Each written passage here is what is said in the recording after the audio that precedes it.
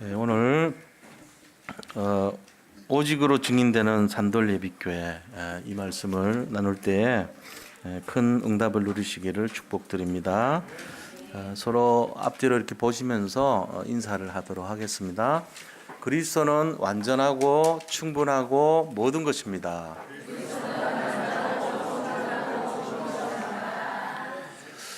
오직으로 증인됩시다. 오늘은 그 사순절 첫 번째 주일입니다. 사순절이라고 하는 것은 부활절을 기준으로 하는 날짜를 말해요.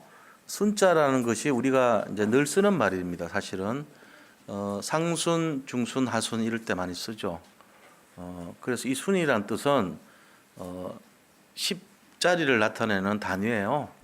그래서 1순 하면은 10일을 말하고 2순 하면 20일이고 3순 하면 30일 이런 식이에요. 4순 하면 40일이죠. 오늘 꽃꽂이 보세요. 40이라고 적어놓은 게 보이시나요? 이게 40일이라는 뜻이. 5순 하면 오순절 50일이죠. 8순 잔치벌임 80살.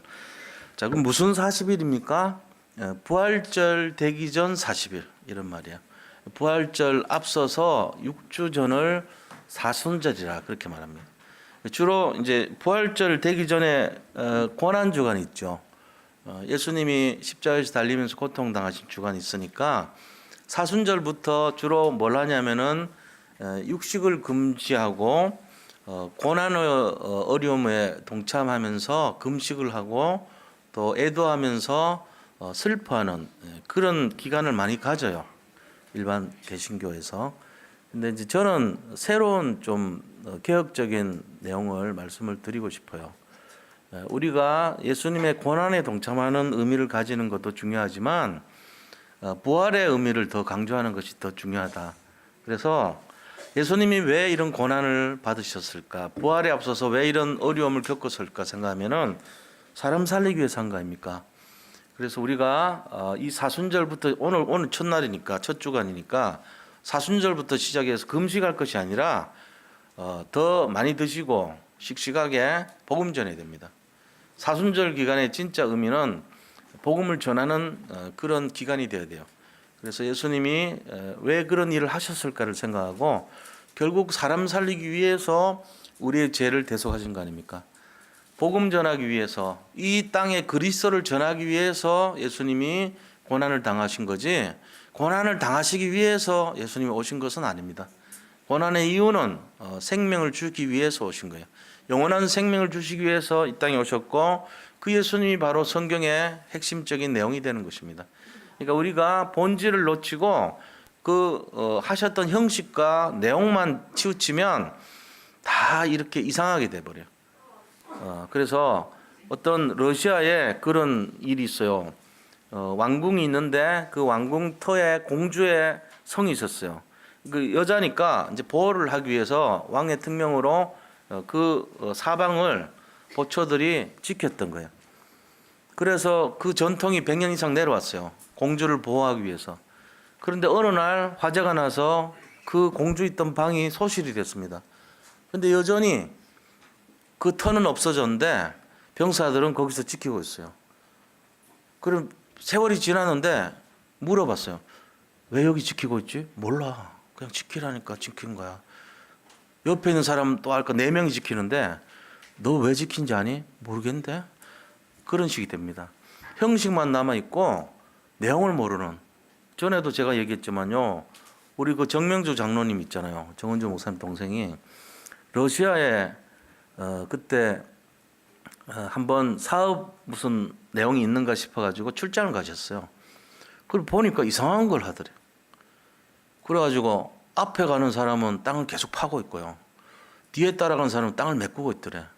그 하도 이상해가지고 통역하는 사람한테 저 사람들 왜 저러냐 하니까 가서 물어봤대요. 물어보니까 하는 말이 원래 3인이 3명이 한 조가 돼서 일을 하는데 가운데 사람이 나무를 심는 역할을 한대요. 휴가 갔대요. 휴가는 가도 배급을 받아야 되기 때문에 앞에는 땅을 파고 뒤는 메꾸고 계속 가는 거예요. 나무 파는 중요한 핵심이 없어. 우리가 이런 식으로 신앙생활을 하면 안 됩니다. 사순절 의미를 새기는데 금식하고 슬퍼하는 것만 남아있어 지금. 왜 하는데? 몰라. 했으니까. 위에 선대들이 가르쳤어. 우리는 그렇게 해야 되는 거야. 몰라. 이렇게 해버리면 신앙생활이 아니고 종교생활이라고 그래요. 신앙생활을 진짜 하려면은 왜 했지? 부활절날 앞에 고난을 당하니까 좀 슬퍼서 안 그랬을까? 이 의미를 아는 거죠. 그렇다면은 꼭 그렇게만 해야 되냐? 이게 새로운 의미를 부여해야 돼요. 그럼 우리 왜 그렇게 하는지 하면 예수님이 이 땅에 오셔서 고난 받으신 다음에 생명 살리려고 오신 거 아니냐? 그럼 우리가 처음부터 하자. 2주간에 더 잘 먹고 더 힘내서 복음 전하면 될 거 아니냐? 우리는 결론을 알고 이유를 아는 사람들이니까 굳이 고난에 동참해서 슬퍼할 이유가 없지 않냐? 그거는 그때 당시 분들이 하는 걸로 끝내고 우리는 새로운 의미를 부여하자. 이게 맞는 거예요. 신앙생활도요. 자꾸만 이렇게 성장해야지 앞에서 그렇게 했으니까 우리 따라가자. 그래 가지고 6글자로 뭐란 줄 아세요? 바보들의 행진이라고 그래요. 그렇게 하면 안 돼. 지금 바보들의 행진 너무 많이 합니다. 이 교회 안에 그런 게 되게 많아요. 우리는 그렇게 하면 안 돼요. 우리는 이미 복음 가졌습니다. 뭐가 슬픕니까? 뭐가 어렵습니까? 예수님 오셨는데 결론은 아는데 뭐가 내 인생에 그런 걸 그게 따라 해야지 신앙 좋은 겁니까? 아니에요. 오늘 말씀을 통해서 새로운 영적 눈이 열리시기를 축복합니다. 이게 진짜 있어야 돼요. 정말 본질을 회복하는 시간 되시기를 축원드립니다. 그래서 오늘 제목이 뭡니까? 오직의 증인되는 산돌예비교회입니다. 뭐에 증인돼야 되는 걸 알아야 돼요. 뭐가 오직이 돼야 됩니까? 우리가 오직 된다고 가지고 뭔가 열심으로 오직하고 막 특심으로 오직하고 최선을 다해서 오직하고 노력해서 오직하고 이러면 안 돼요. 그럼 사람 스트레스 받아 죽습니다. 힘들어서 못해요. 그런 신앙생활 잘못 배우면은 열심히 특심이라고 시간 해놓고는 나자빠집니다. 문제 사건 여전히 남아 있고요. 자기 뜻대로 해결 안 되는 게 더 많아요. 그러면 속으로는 갈등이 일어납니다. 이게 뭐야? 살아계신 하나님 맞나? 내 기도는 왜 안 들어줘? 맨날 그런 마음 살아요. 그게 아니에요. 신앙은요. 믿음이란 것은 어떤 상황이 와도 믿는 게 그게 믿음이에요. 어떤 결과가 와도 믿는 그게 믿음이에요. 예수님 자체를 믿는 것이지 예수님이 주시는 결과를 믿다가는 맨날 시험 듭니다. 그게 이스라엘 민족이었어요. 모세 따라가서 그들이 원했던 것은 세상 팔자 고치고 좀 잘 살아보자 하고 뭔가 새로운 인생이 되고자 하는 그런 욕망이 너무 앞섰던 거예요. 그거 안 주니까 맨날 하는 것이 원망불평했잖아요. 응? 매장지가 없어서 여기 왔냐? 우리가 여기 당신 말 듣고 좀 팔자 고쳐보려고 왔는데 이게 뭐냐 말이지. 맨날 하던 말이 그거예요. 차라리 우리가 애굽에 있었으면 좋았을 것을 그때는 고기가마 굽고 우리가 고기 굽는 일을 하면서 주워 먹던 거에 훨씬 더 배불렀는데 이게 뭐냐 말이지. 이 만나갖고 이게 뭐냐고. 고기도 한 번 먹어보고 뭐냐고. 그러면서 하는 말이 지금도 우리가 옛날에 있어서 마늘 먹었고 부추 먹었고 양념 먹었고 맛있는 거 먹었는데 이게 뭐냐고. 그랬어요. 성경에 나오는 말이 부추와 마늘과 양념이 없지 않냐 그러면서 그렇게 했다니까. 야채도 못 먹지 않냐 이러면서. 먹는 거 주로 많이 관심 있어. 고기 못 먹었지 않냐. 전부 다 그런 거예요. 물 없지 않냐. 전부 먹는 거 관계 있어.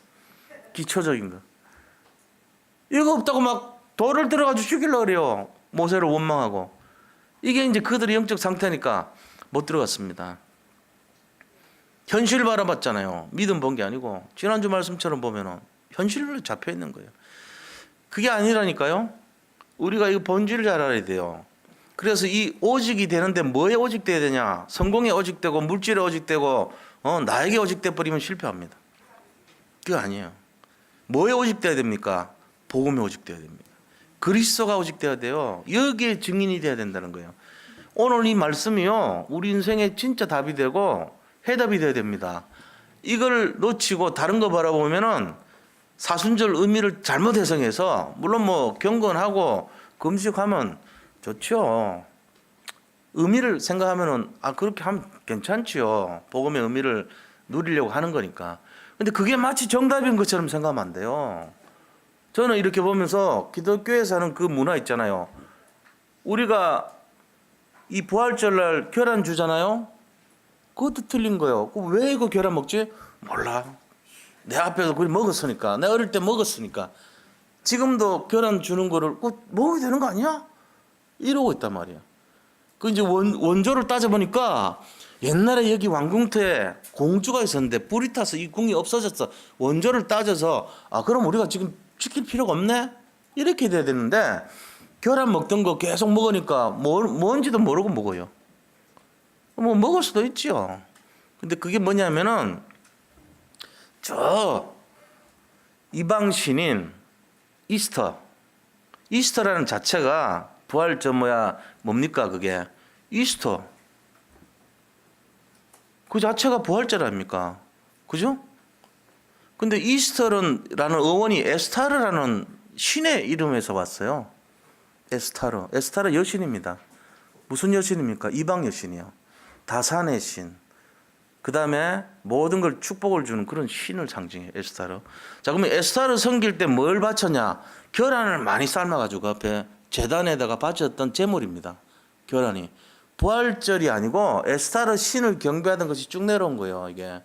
그래서 우리 교회는 없었어요. 부활절 날 계란 안 줍니다.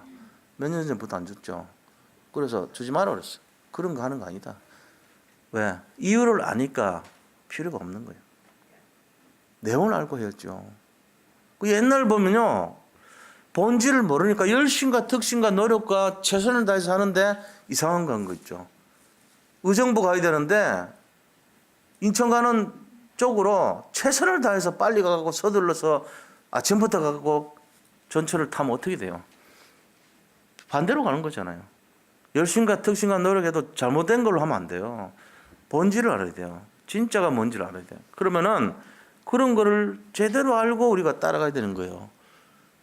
지금도 부활절날 계란 먹는 걸로 아시는 분들 많잖아요. 그게 우상숭배하던 잔재물입니다, 사실은.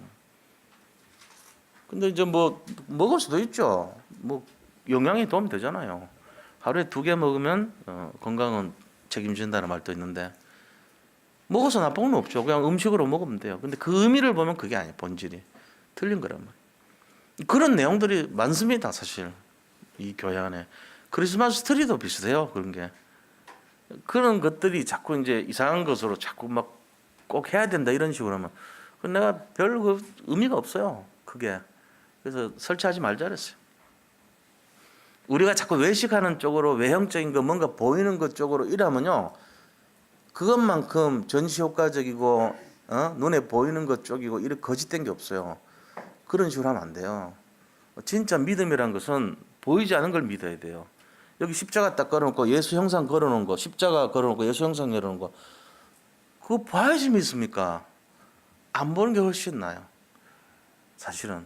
그래서 어떤 데는 이 십자가도 없애는 게 맞아요. 그러니까 저거 봐야지 안심됩니까? 십자가 목걸이도 없애는 게 맞아요. 그것이 걸어야지 안심됩니까? 그 전부 다 그게 우상숭배 비슷한 심리입니다. 그런 것이 아닙니다. 예수님은 우리 마음속에 계시는 것이고 생각 속에 자리 잡아야 되고 우리가 믿음이란 것 속에 있어야 돼요. 안 보여도 믿어야 돼요. 그게 맞는 거예요. 내게 어려움이 온다 할지라도 예수님 믿어야 돼요. 우리에게 축복 오는 예수님이 아니라 예수님 자체를 믿어야 되는 거예요. 어렵고 힘들더라도 예수님 믿어야 되고 정말로 내가 예수 믿어서 핍박받더라도 예수님 믿어야 돼요. 그게 진짜 믿는 거예요. 우린 주로 전도할 때 잘못 얘기하면 어떻게 됩니까? 예수 믿으면 병 고치고 예수 믿으면은 네가 승진도 하고 예수 믿으면은 집도 살 수 있고 예수 믿으면 부자도 될 수 있고 예수 믿으면은 모든 게 다 해결될 수 있어라고 말합니다. 근데 자칫하면은 반대를 얘기 안 해요. 예수 믿으면은 응답 없을 수도 있고 핍박 당할 수도 있고 환난 속에 있을 수도 있고 여러 가지 초대교회 성도님들 같이 여러 가지 사회에서 격리될 수도 있고 그런 상황이 올 수도 있다라는 말을 안 한단 말이에요. 그러면 안 되죠. 예수 믿어서 오는 응답과 축복이 그런 것이 되면 안 돼요. 예수님 믿을 때 오는 가장 중요한 것은 구원받는 것이고요. 예수님 믿을 때 오는 가장 중요한 것은요, 영생 얻는 것이고, 예수님 믿을 때 오는 제일 중요한 것은 근본 문제를 해결하는 것입니다. 여기에 집중을 해줘야 되고, 이걸 전달해 줘야 돼요. 그래서 그 결과는 핍박이 올 수도 있고, 축복이 올 수도 있는 거예요. 그거는 상관없는 거예요, 사실은. 주로 우리는 축복 온다는 거기에 초점 맞아서 기복 신앙인을 만들고, 연약한 신앙인을 만들고 앉아있어요. 그렇게 하면 안 돼요. 진짜 신앙인을 만들어야 돼요. 그거는 뭡니까? 결과는 상관없이 예수님 자체가 내 믿음의 대상이 돼야 돼요. 그게 진짜입니다. 그렇게 믿으시길 바랍니다. 그래서 오직의 증인이란 건 뭐냐? 예수님에 대한 증인이에요. 다른 거 없어요. 오직의 증인이라는 것은 핍박을 당할 수도 있고 환난을 당할 수도 있지만 내가 여기에 오직되는 그 증인이 돼서 그 그리스도의 증인이 돼서 세상을 살리는 우리 산돌 예비 교회가 되어야 된다는 그 메시지입니다. 오늘 이 말씀을 통해서 정말 237개 나라 살릴 그릇이 되시기를 축복드립니다. 237개 나라를 치유하고 거기에 제자를 세울 수 있는 정말 참된 믿음의 증인이 되시기를 축원드립니다. 그게 우리 교회가 가야 될 내용이고 이번 세계 선교 대회를 우리가 가면서 받았을 그 메시지의 내용이고 237개 나라가 우리의 미래 정말 살려야 될 대상인 것을 내 가슴에 새길 때에 우리가 정말 이 시대에 하나님이 부르신 제자라는 것을 깨닫는 그 내용이 될 줄로 믿습니다. 그래서 이거를 위해서 진짜 회복해야 될 것이 중요한 내용이 있는데 그게 뭐냐? 하나님이 원하시는 내가 회복돼야 돼요. 내가 원하는 내가 되면 안 돼요. 하나님이 원하시는 나, 하나님이 원하시는 나의 것을 회복해야 됩니다. 하나님이 원하시는 나의 현장을 회복해야 됩니다. 이 세 가지가요 굉장히 중요합니다. 왜 그러냐? 하나님이 책임져 주시기 때문이에요. 이 세 가지 회복했을 때 우리는 하나님의 사람이 되고 이 세 가지 회복했을 때 가장 축복받은 인생이 되기 때문에 그런 것입니다. 하나님이 원하시는 나라는 내용은 뭡니까? 하나님이 원하시는 나라는 말은 하나님이 기뻐하시는 하나님의 자녀의 모습을 말하는 거예요. 하나님이 원하시는 하나님의 자녀의 모습. 이 세상 어떤 신분과도 바꿀 수 없는 모습이에요. 세상 사람들은 지금 사단의 자녀로서 살아가고 있습니다. 그들은요 세상의 원리에 의해서 세상 지배하려고 그러고 성공하려고 그럽니다. 그들의 모든 생각 속에는 세상 원리를 따라서 약육강식의 세계에서 살고 있고요. 적자, 적응하는 자, 적자 생존, 적응하는 자만이 생존하는 원리에 살고 있고요. 뭔가 다른 사람을 이기고 자기 자신이 승리하는 그런 것이 뭐죠? 이기적인, 이타적인 것이 아니고 자기만을 위한 생존. 그렇게 살고 있는 거예요. 그리고 그렇게 해서 성공하면은 칭찬받습니다. 자녀들한테 박수 받고요. 아내한테 박수 받아요. 남편에게 박수 받아요. 잘했다고, 아빠 잘했다고, 멋있다고. 그런데 그 인생은 불행해집니다. 그걸 몰라요. 장망성에 살고 있으면서도 계속 여전히 우리는 가치를 어디에 두고 있습니까? 장차 망할 성 여기 두고 있는 거예요. 장망성에 두면 안 돼요. 어디에 둬야 되죠? 우리는 영생을 하나님의 나라에 둬야 됩니다. 그곳에 우리가 갈 장소입니다. 여기는 잠시 있다가 갈 장소예요. 잠시 머무르는 장소에서 뭐 그런 미련이 있어요. 틀린 거예요, 그게. 그래서 오늘 우리가 진짜 회복해야 될 것은 하나님의 자녀로서의 신분 권세, 이거 먼저 회복해야 됩니다. 그 다음에 하나님의 주신 나의 것이 뭡니까? 그게 바로 그리스도예요. 복음. 이거 갖고 있어야 돼요. 복음. 이 그리스도를 갖고 있으므로 우리에게 환난이 올 수도 있고 핍박이 올 수도 있어요. 염려가 더 많아질 수도 있어요. 어쩌면 그래요. 또 이것 때문에 갈등 올 수도 있습니다. 어쩌면은 카타콤 생활을 해야 될지도 몰라요. 거기에 이 무덤 속에 있으면서 로마에 살던 사람들이 이 예배를 드렸잖아요. 예배 드릴 때 거기서 몇 대를 살면서 제일 힘들었던 게 문둥병이 걸린 거예요. 그 곰팡이 많고 시체가 썩어가는 그 환경 속에서 지하에서 어른들이야 뭐 그렇지만 애들이 무슨 힘든 일을 당하고 애들이 무슨 그 일을 당할 가치도 모르잖아요. 일방적으로 당하는 거였어요. 부모들 때문에. 근데 여기에 곰팡이가 많으니까 문둥병, 지구로 말하면 이제 피부병이죠, 일종의. 그 아주 이렇게 독한 피부병에 시달렸던 거예요.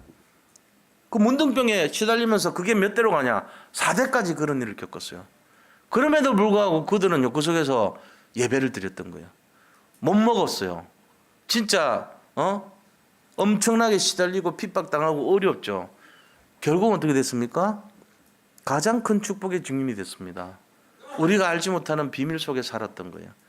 그들이 어렵게 살았고 힘들게 살았고 시체가 썩어가는 그 무덤 속에 있었지만 그들의 몸은 피부병으로 문둥병으로 온갖 힘든 일을 당했지만 그러나 결국 그들에 의해서 로마는 복음화됐던 것입니다. 그리스도가 그들의 소유한 것이 아니라면, 복음이 그들 속에 있던 것이 아니라면 왜 그런 생활을 했겠습니까? 하나님이 원하시는 나의 것을 갖고 있었기 때문에 그들은 그것을 기쁘게 받아들였던 것입니다. 그래서 그들이 했던 것이 뭐냐? 하나님이 원하시는 나의 현장을 향해서 갔던 거예요. 세계복음화. 이걸 가지고 살았던 거죠. 근데 우리가 교회 안에 살면서 여전히 관심이 어디에 있습니까? 솔직하게. 성공에 있습니까? 물질에 있습니까? 여전히 우리는 세상 것에 있습니까? 내 조그만 유익에 있습니까? 조그마한 이해관계에 의해서 내 기쁨과 슬픔이 희비 쌍곡선을 그리면서 교차되고 있습니까? 그렇다면 우리는 어떻게 나를 바라봐야 되겠습니까? 내가 갱신할 것이 무엇입니까? 오늘 그거 찾아내야 돼요. 그거 아니면은 맨날 왕궁 지키는 병사들 결합 먹으면서 이유도 모르고 결합 먹고 사순절날 근심하고 걱정하면서 왜 이걸 하는지도 모르고 이런 거랑 똑같은 종교인이 되는 거예요. 종교 생활하는. 그러면서 자기는 신앙인이고 굉장히 신앙생활 잘한다고 착각하는 그런 사람 됩니다. 본질을 잘 알고 우리가 진짜 회복해야 될지 무엇인가를 생각해 봐야 돼요. 저는 각 부서의 모든 성도님들, 특히 책임지고 있는 모든 분들에게 말씀드리고 싶습니다. 정말로 냉정하게 자기를 먼저 살펴보세요. 저는 이 영적인 영향을 끼치는 리더로서 제가 여기에서 설 때에 그걸 생각합니다. 항상. 너가 목사로서 사람들에게 영향 주고 있지 않냐. 너가 책임질 그런 모습으로 서야 되지 않겠냐. 그래서 제 자신에게 정말로 하나님 앞에 서야 되지 않냐. 그런 마음으로 섭니다. 늘 부족한 걸 느낍니다. 겸손을 제가 띠뚫으려고 애를 씁니다. 솔직한 얘기로. 그리고 사람들이 저를 이렇게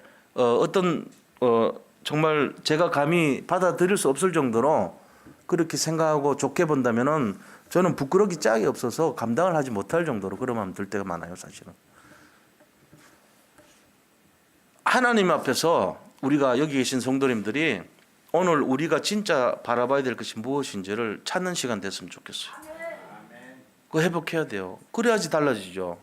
맹목적인 것만큼 어리석은 게 없어요. 맹목적으로 살지 마세요. 하나를 보더라도 이유를 알고 왜 그렇게 해야 되는지를 알고 따라가셔야 됩니다.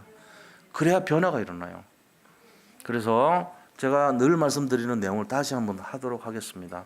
자, 첫 번째입니다. 본론에 들어가서 우리가 틀린 길에 있는 사람들 이거 알아야 돼요. 우리가 어쩌면 이 틀린 길에 서 있는지 몰라요.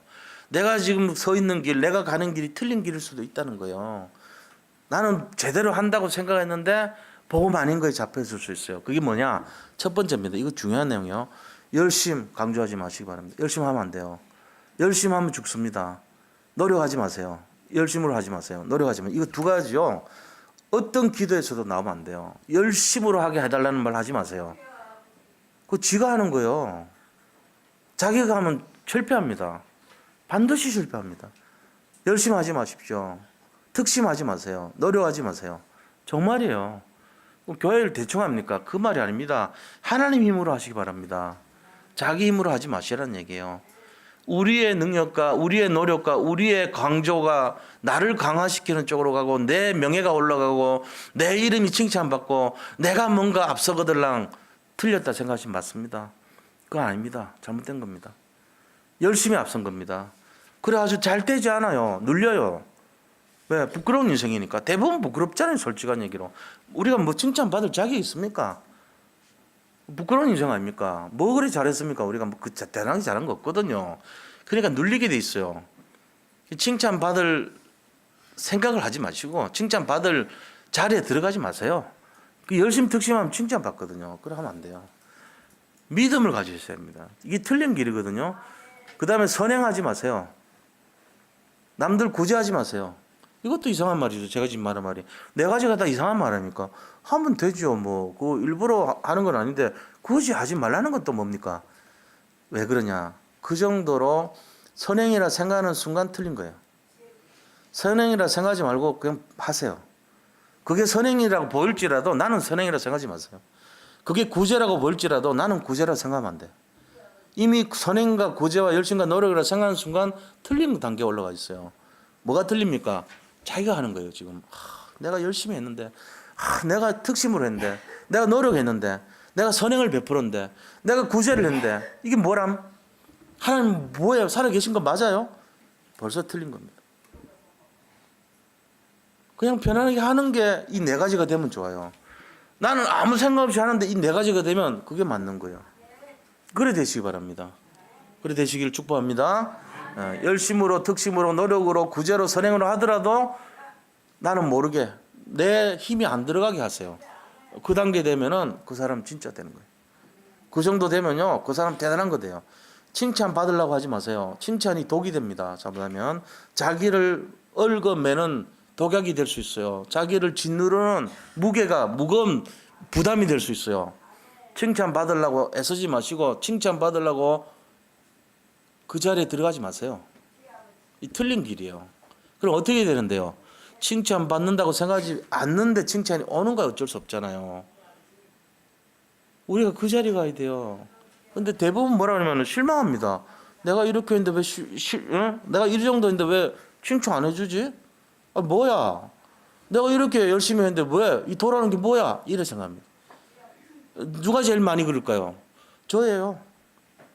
제가 그렇다고. 아, 내가 이렇게 준비를 많이 하고 연구를 많이 해서 이런 메시지를 했는데 뭐야 이게 반응이 아멘도 안 해. 이렇게 생각한단 말이에요. 이게 교만이에요. 이게 이렇게 하면 안 돼요. 틀린 거 얘기하는 거예요. 그러니까 그런 생각 버려야 됩니다.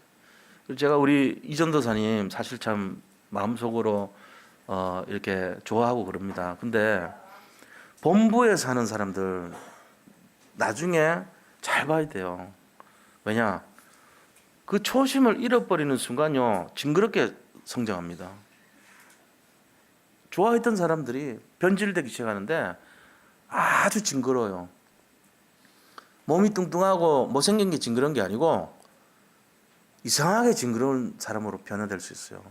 그리고 내가 그런 면에서요 늘 얘기합니다. 칭찬해주고 싶은데 입 다물어요 저는. 잘했다고 마음속으로는 굉장히 저분이 참 좋은 일을 했다고 하는데 일부러 얘기 안 할 때 많아요. 왜? 잘못하면 담임 목사의 칭찬 한마디가 그를 버릴 수 있기 때문에 아껴요 일부러. 왜 그런지 아세요? 진짜 사랑하기 때문에 그래요. 그걸 모를 수도 있습니다. 우리가 틀린 거를 가지고요 틀린 길에 서도록 자꾸 유도하면은 그게 당시간에는 될 것 같이 보여요. 예를 들면은 교회 안에 막 여러 가지 좋은 일 하고 훌륭한 일을 하는 사람 자꾸 칭찬해줘 여기서. 그리고 어떻게 되나 경쟁을 일으키거든. 나도 칭찬 받아지고 서로 경쟁합니다. 나중에 되면 어떻게 되는지 아세요? 시험 다 들어버립니다. 칭찬해 준 사람을 질투하고요. 칭찬 못 받은 사람들도요. 시험도 나는 왜 칭찬 안 해줘? 이걸로 교회가 완전히 이상해집니다. 그래서 교회 안에서 칭찬 여기서 이름 칭찬하고 이런 거 안 해야 돼요. 하면 큰일 나요. 마귀가 틈탑니다. 제가 얘기를 안 해도요. 대충 아는 거 많아요. 그러나 그분들을 내가 너무 고맙게 생각합니다. 속으로. 너무너무 귀하게 생각합니다. 입을 아껴요. 왜 그런지 아세요? 사단이 틈타기 때문에 그렇습니다. 모른 척합니다. 왜냐 이거를 제가 깨닫는데 몇십 년 걸렸어요. 이거 깨닫는데 그냥 입 바른 소리로 막 이렇게 경쟁시키고 칭찬하고 해가지고 붙이고 이래가지고 서로 막 순간에는 되거든요. 순간 되는 것 같죠? 결국 안 됩니다. 그런 사람들이 세워져 가지고 그런 사람들이 일어나 가지고 망가뜨려 버려요. 전체를. 그러니까 가능하면은 우리가 하는 것이 남들에게 보이지 않고 우리가 하는 것이 하나님께조차도 내가 보이지 않을 정도로 겸손하게 그게 진짜예요. 그 상태 될 때 교회는 튼튼하고 건강하게 살아가는 거예요. 아무도 알아주지 않아도 내가 주님 앞에서 하겠다. 내가 핍박과 환난이 오더라도 내가 중심을 다해서 하겠다. 이런 사람들이 일어날 때 그게 진짜가 되는 거예요. 그런 사람들이 일어나야죠. 이빨은 그 새치어 몇 마디에 감동하고 거기에 자지우지되는 인생이라면 얼마나 연약한 인생입니까? 그런 인생 만들면 안 돼요. 그건 누가 잘못된지 아세요? 위에 있는 사람이 잘못한 거예요. 자꾸 그렇게 키워놓으니까 잘못된 거예요. 애들도 마찬가지입니다. 조그마한 일 가지고 칭찬 잠깐 하면 좋지만은 너무 거기에 길들여 놓으면요 그 아이가 큰 힘을 못 댑니다. 그냥 깊이 있게 바라보고요 칭찬할 때 한 번 딱 1년에 한 두세 번 칭찬하도록 진심으로 사랑하는 마음을 갖고 있으면 압니다. 마음으로 칭찬해 주는 게 더 귀한 거예요. 그래서 그렇게 해주는 그 아이가 컸을 때 시대를 움직이는 사람으로 되는 거예요. 깊이가 다르잖아요. 우리 교회는 그런 분들이 가득한 줄 믿습니다. 앞으로 그래 될 줄 믿습니다. 이게 돼야 돼요. 그래서 열심과 특심과 노력과 선행과 구제 이런 거에 연연하지 마시기 바랍니다. 평상시 하는 것이 그런 것이 돼야 돼요. 과학과 종교로 우상숭배로 우리의 것을 근본 문제 해결 못합니다. 세상 사람들은요, 뭔가 과학을 가지고 종교를 가지고 우상숭배 가지고 해결할 줄 아는데 근본 문제 해결 못합니다. 마귀에게 속아서 죄를 짓고 하나님 떠난 이 근본적인 문제는 오직 그리스도만이 해결할 수 있습니다. 그러니까 우리가 종교생활하고 어떤 이성적이고 논리적이고 과학적이고 철학적이고 이런 거 갖고 해결 못해요. 점치고 굿하고 우상숭배하는 걸로 해결 못합니다. 선행과 열심과 특심과 노력과 어떤 그런 우리 자신이 하는 행위로 해결 못하는 거예요.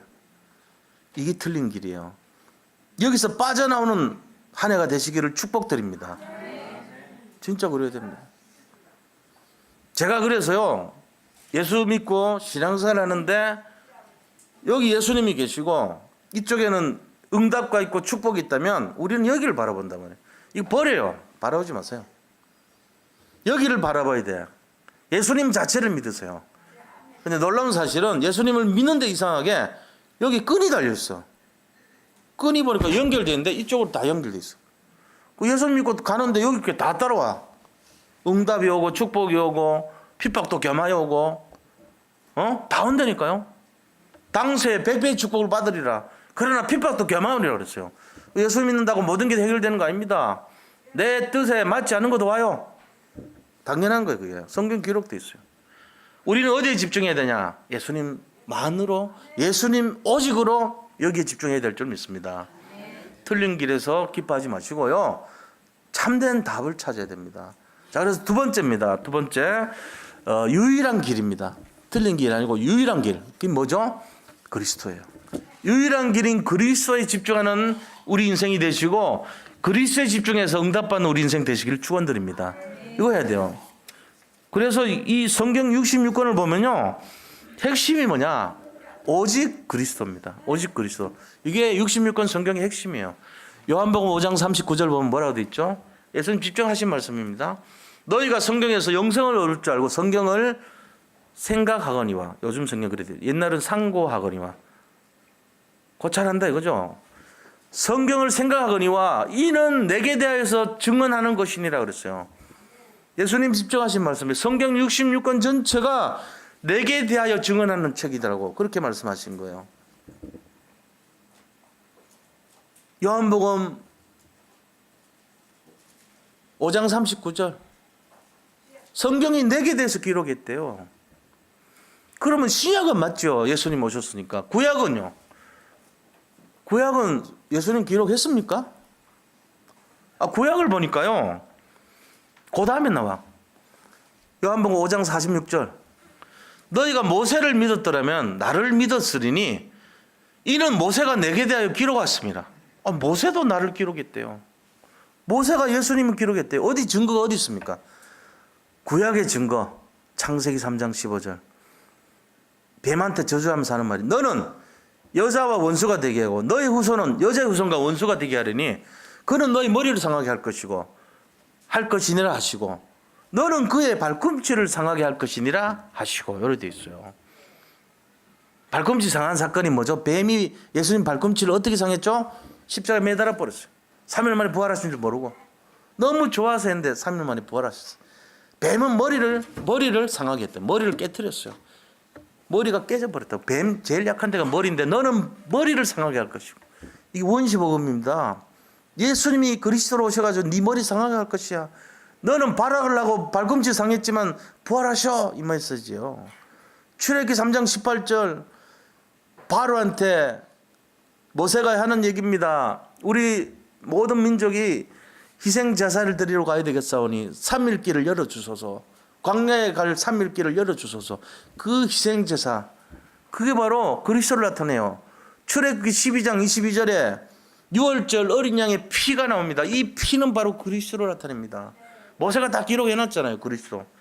그러면서 레위기의 5대 제사가 전부 그리스도를 나타내요. 번제, 홀 번트라 그래가지고 전체를 주님 앞에 드리는 거예요.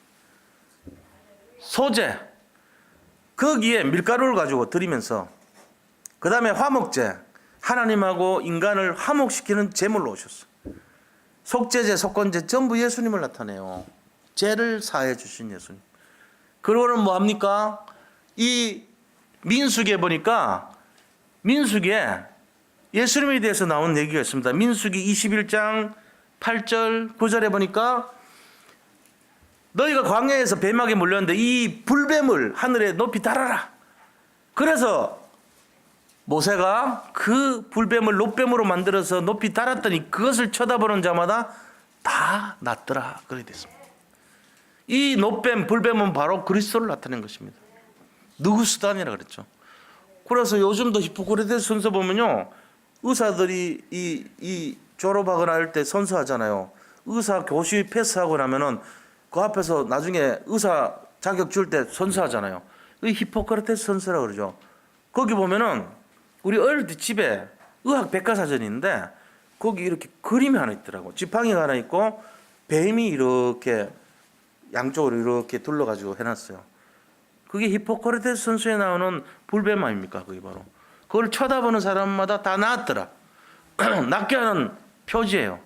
그 의사 선생님들이 선서할 때 히포크라테스라는 분이 그거 딱 표지를 해가지고 선서시켰잖아요. 왜요?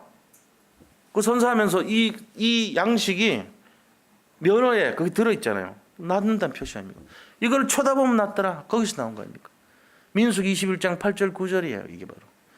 자, 신명기에는요. 신명기 18장 18절 보니까 내가 너희들 후손 중에 한 선지자를 보내리니 이는 그가 내 뜻을 전할 것이니라. 이렇게 돼 있어요. 선지자. 그러니까 모세 오경에 다 기록해 놨다. 요한복음 5장 46절. 맞죠?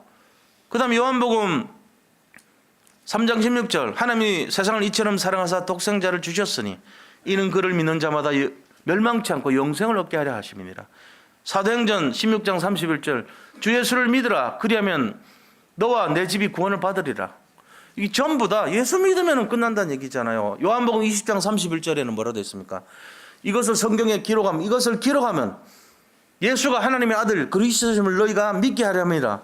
너희가 이 그리스도를 믿음으로 생명을 얻게 하려 하심이니라. 예수님 기록하고 성경 기록한 이유가 예수 믿어서 생명 얻게 하려는 거예요. 그래요. 성경 66권의 핵심이 전부 예수님이신 줄 믿으시 바랍니다. 그래서 요한복음 5장 39절에 예수님 직접 말씀하신 거예요. 너희가 영생 얻을 줄 알고 이 성경을 상고하거니와 이 성경은 내게 대해서 기록하였습니다. 성경 66권 전체가 예수님 기록이래요. 우리가 여기 계신 분들이 한 분도 예외 없이 예수님 믿는 걸 믿으시 바랍니다. 저는 그걸 믿습니다. 여기 계신 분들이 예의상 예수 믿는 분들이 없어요. 참고하려고 예수 믿는 분들이 없습니다. 예수님을 그리스도로 믿는 분들이 여기 앉아 계신 걸 저는 믿습니다. 그걸 실제적으로 믿어야 돼요. 그냥 우리가 논리적으로, 이성적으로, 과학적으로, 종교적으로 선행을 하고 구제를 하고 특신과 열심과 노력으로 애쓰고 그렇게 믿으면 안 된다는 것입니다. 그럼 어떻게 해야 돼요? 유일한 길로 믿으시기 바랍니다. 유일한 길로 믿어야 진짜 응답이 나타나는 거예요. 이게 진짜입니다. 그래서 초대교회 성도들이 뭐 했습니까? 가는 곳마다 했던 것이 뭐예요? 베드로가요, 3번 부인했던 베드로가 산헤드린 법정 앞에서 죽음을 불사하고 했던 것이 사도행전 4장 12절이에요. 천하 사람 중에 우리에게 구원을 베푼 사람이 이 사람 외에는 없다 그랬어요. 유일성, 그리스도, 그분만이 그리스도라는 거예요. 오늘 이 본문의 사도행전 5장 42절도 예수가 그리스도이신 것을 집에서나 교회에서나 모일 때마다 예수님이 그리스도라는 것을 전파하기를 힘썼더라 돼 있죠. 사도행전 9장 22절도 사울이 그랬어요. 바울인데 사울이 뭐라 그랬어요? 힘을 더 얻어서 예수를 그리스도라고 다메섹에 사는 모든 사람들이 예수를 그리스도라, 예수가 그리스도라 증언하니까 다메섹 사람들이 당황하더라 그랬어요. 당혹했어요. 아니 저 사람 우리 잡던 사람들 아니냐? 그런데 어떻게 저렇게 바뀌었냐? 이랬습니다. 사도행전 17장 3절에도 예수가 그리스도라 전하기를 힘썼더라 돼 있어요. 사도행전 18장 5절에도 예수님이 그리스도라고 전하기를 힘썼더라 돼 있습니다. 잘 보세요. 성경 66권의 핵심 유일한 길 뭐죠? 예수님이 그리스도입니다.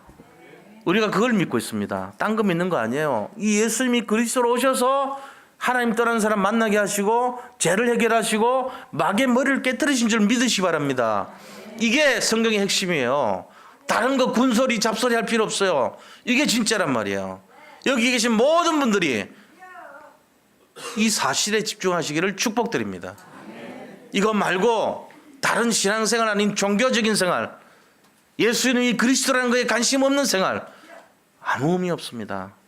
아무리 여기서 무슨 좋은 일 있어 보세요. 잠시 지나가는 겁니다. 어떻게 보면 헛된 일이에요. 그거는 우리 그거 받으려고 애쓰지 마세요. 배설문에 연연하면서 사는 것만큼 비참한 인생 없습니다. 본질을 잡아야죠. 그렇잖아요. 강아지가 나를 끌고 가더니 뼈다귀 많이 있는 데 와서 주인님 잡수세요 하면 기쁘겠어요? 니나 많이 먹으라 그러지. 심한 경우는 마른 대변을 모아놓고는 나보고 잡수세요 그러면 싫어하죠. 우리 인생이 그런 거 아닙니까? 하나님 보실 때 야 지금 뭐 하냐니까 하나님 이 대변 잡수세요. 뼈다귀 잡수세요. 그러고 그거 드리는데 11조라고 드리는데 인색하고 아까워하면은 하나님이 그래 니 많이 먹고 잘 살아라 이러지. 거기에 집중하면 안 돼. 그거는 본질이 아니야. 진짜 본질이 뭔가 알아야 돼. 예수님이 그리스도라는 여기에 집중하시기를 바랍니다. 이게 진짜가 돼야 돼요. 자, 그러면 왜 이렇게 우리가 여기에 집중을 해야 되냐? 왜 오직 돼야 되냐? 이거 알아야 되겠죠. 왜 오직 돼야 됩니까? 이 세상에 살 동안 우리 속에 각인된 것은 완전히 마귀가 뿌리는 각인입니다. 혼미하게 합니다. 우리 인생을요 굉장히 힘들고 비참하게 만듭니다. 이걸 바꾸려면 어떻게 되죠? 인생이 바뀌어야 돼요. 그래서 우리의 마음이 바뀌고 생각이 바뀌고 우리의 삶이 바꾸려면 오직 안 되면은 바뀌지 않습니다. 우리가 이 세상에 마음을 두고 뜻을 정하고 여기에 너무나 많이 관여됐기 때문에 우리 생각, 마음, 삶이요 진짜 바뀌려면 오직 그리스도 집중 안 하면은 바뀌질 않아요. 우리의 각기가 뿌리와 체질이요 오직 되지 않으면은 안 되게 돼 있어요. 그래서 그런 거예요. 그래서 오직 돼야 되는 겁니다. 자, 오직 될 때 뭐가 보이죠? 전도를 이해합니다. 그때 선교를 이해합니다. 그때 세계복음화를 이해하게 돼 있어요. 그때 237개 나라가 잡히는 거예요. 내 마음에. 지금 살아가면서 그건 나하고 관계없다 이렇게 생각하는 사람 많습니다. 그렇게 되면 안 돼요. 하나님의 관심이 나의 관심이 돼야 됩니다. 하나님의 소원의 메인 인생이 돼야 되죠. 하나님의 중심에 우리가 들어가 있어야 돼요. 하나님 기뻐하시는 인생이 돼야 됩니다. 내가 기뻐하는 인생 되면 마귀가 좋아해요. 박수칩니다. 그래 내 아들아 내 자식아 네가 그럼 그렇지. 내가 얼마나 파놓은 함정인데 내가 얼마나 만든 틀인데 내가 얼마나 만든 애쓴 올무인데 그거를 네가 부인하겠니? 그러면서 거기 다 걸려들어 산다니까 지금. 그러면서 마귀는 당연하다고 생각합니다. 어떻게 빠져나간 게 또 들어와. 그럼 박수를 칩니다. 그렇지 내 아들아 그러면서. 그렇게 살고 싶습니까? 이거를 진짜 알아야 돼 우리가. 그래서 오직 돼야만이 천명을 알죠. 237개 나라를 살 천명이 내 것이 되는 거예요. 오직이 될 때 유일성의 응답을 누리고 진짜 하나님이 원하시는 영적 서밋, 현장 살리는 전도 제자 이게 회복되는 거예요. 오직 안 되면 안 돼요. 오직 안 되면 뭐 합니까? 그냥 뭐 잘 먹고 잘 살고 응답 받다가 가는 거죠. 이름도 없이 빛도 없이 하는 관심도 없이. 이제 마지막이 중요한 거예요. 하나님의 관심이 없는 게 우리 인생 되면 큰일 나요. 그만큼 비참한 게 없어요. 똑같이 살아가는데 똑같이 숨쉬고 똑같은 인생 살아가는데 왜 내 관심은 교회 안에 와서까지도 세상 관심을 갖고 삽니까? 왜 여기까지 와서도 갈등하고 삽니까? 이유가 없잖아요. 왜 강야 같은 생활에 우리는 여기서 갈렙이 못 됩니까? 왜 여기서 원망불평한 인생 됩니까? 뭐 때문에 그렇습니까? 내 체질과 내 뿌리와 내 각인은 왜 이 모양입니까? 찾아내야 됩니다. 우리 인생이 가기 전에 주님 재림하기 전에 내가 육체 영혼을 갖고 있을 그때에 내가 이 몸 안에 내 영혼이 머무를 그 시간에 빨리 이거 찾아내야 돼요. 빨리 갱신하셔야 돼요. 여전히 옛날 모습으로 살고 여전히 변화되지 않다면 볼 것 없어요. 10년 뒤나 지금이나 똑같습니다. 사실은. 그렇게 살면 안 돼. 그래서 정말 변화되려면 달라져야 됩니다. 오직의 내용이 뭐죠? 그리스도 아닙니까? 그리스도, 하나님, 성령. 이게 오직인 내용이에요. 그걸 다른 말로 하면 사도행전 138이라 1장 1절 3절 8절의 인생입니다.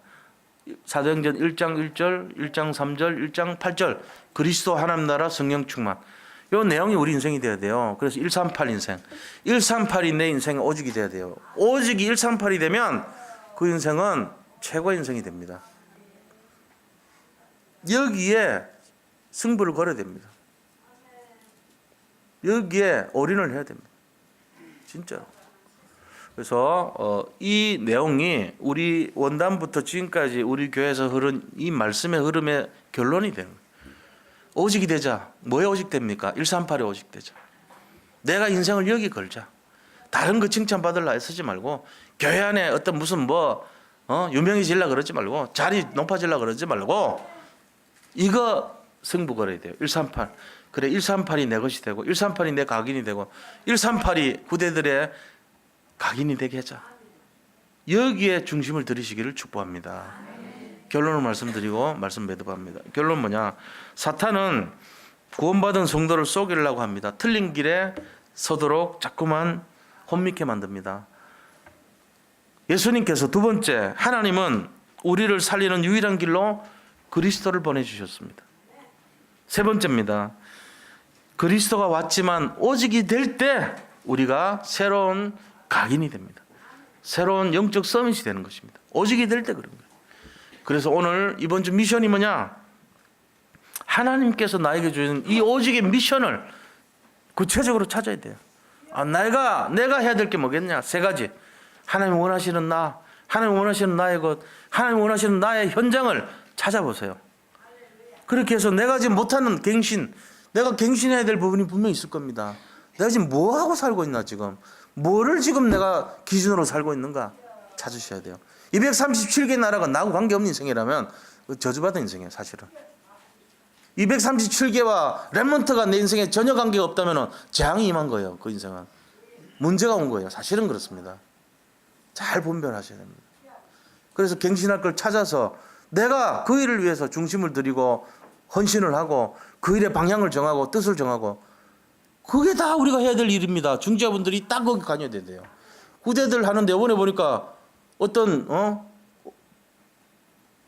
분이 헌신을 많이 하셨더라고. 내가 보니까 그게 우리가 진짜 해야 될 내용 아닙니까? 보면서 감사하더라고요. 그걸 뭐 얘기를 해서 부탁합니까? 그거 아니잖아요. 오늘 오후에 선교사님 오시거든. 잘 몇 년 동안 못 오신 분이에요. 꼭 오시면 그분을 위해서 우리가 기도하고, 예를 들어 그분이 비록 말씀이 좀 어눌하다 할지라도 은혜 받고, 그게 예의 아닙니까? 어린아이가 졌더라도 은혜 받아야 돼. 그게 맞는 거예요, 사실은. 그분이 딴 얘기 하겠습니까? 선교 얘기하지. 그렇잖아요? 속으로 왜 저렇게 말씀 못 하시냐 이런 소리 하면 안 돼. 내가 볼 땐 너무 귀한 분이요. 순하고 순수하고 그래요. 거기에 우리가 관여하고 그분을 섬기고 그게 맞는 거잖아요. 그런 분들이 우리 교회에 딱 포진하고 있다는 게 저는 참 감사하고 행복합니다. 그래서 이번 주간에 이 일에 도전하시기 바랍니다. 내가 진짜 이번 주 나의 현장에서 어떤 것에 오직해야 되겠는가? 어떤 오직과 어떤 헌신으로 도전해야 되겠는가? 찾으시길 바랍니다. 승리하시기 바랍니다. 기도하겠습니다. 하나님 감사합니다. 우리 산돌 예비교회 모든 성도님들이 그리스도에 오직되는 증인의 삶을 살 수 있도록 인도하여 주시옵소서. 그래서 현장을 살리고 교회를 살리고 가정 가문의 후대를 살리고 시대를 살리는 축복의 증인으로 당당히 서게 하여 주옵소서. 예수 그리스도 이름으로 기도드립니다. 아멘.